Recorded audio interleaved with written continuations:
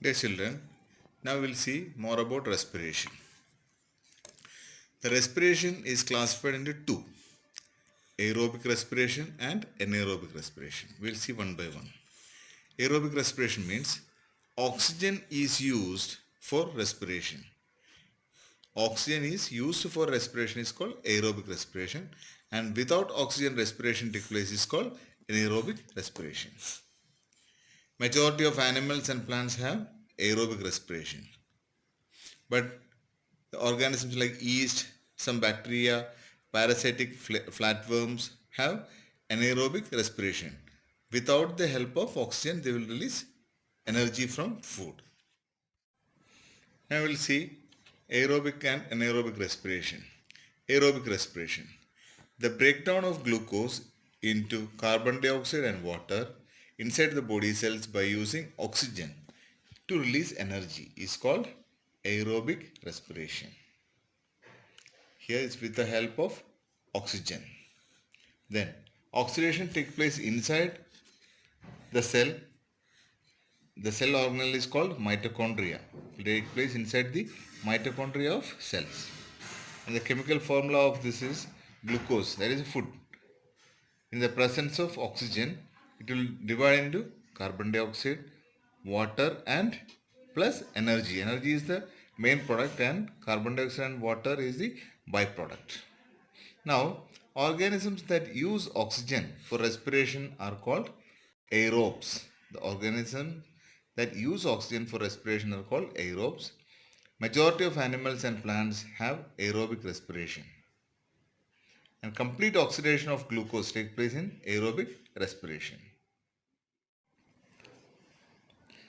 Now we will see about anaerobic respiration.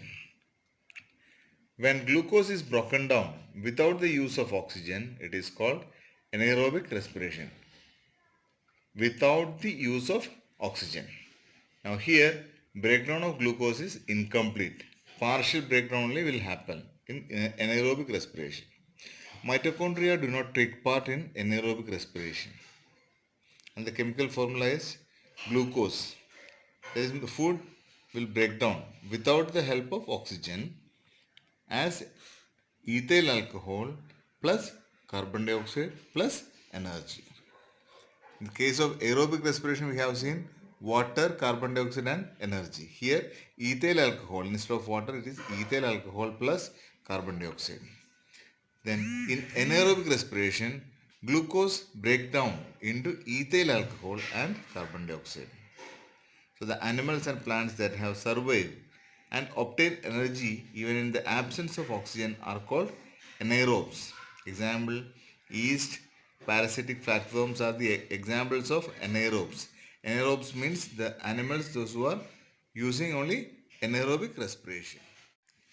Now in this table we can see the differences between aerobic and anaerobic respiration. Aerobic respiration, first point is occurs in the presence of oxygen, and anaerobic respiration in the absence of occurs in the absence of oxygen. And aerobic respiration, glucose is completely oxidized, but in anaerobic, glucose is oxidized incompletely. Third, carbon dioxide and water are formed as end products, but in anaerobic, end products are ethyl alcohol and carbon dioxide or lactic acid in animal cell. In plants, it is only ethyl alcohol, and in animal cell, lactic acid. And aerobic respiration, more energy is produced, but anaerobic respiration, very little energy is produced. And occurs in most of the plants and animals, aerobic respiration, but anaerobic occurs in few organisms like yeast, some bacteria and parasitic flatworms.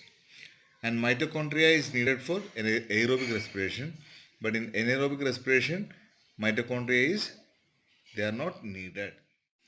Now we'll do some questions, answer some questions. First one, what are the two types of respiration?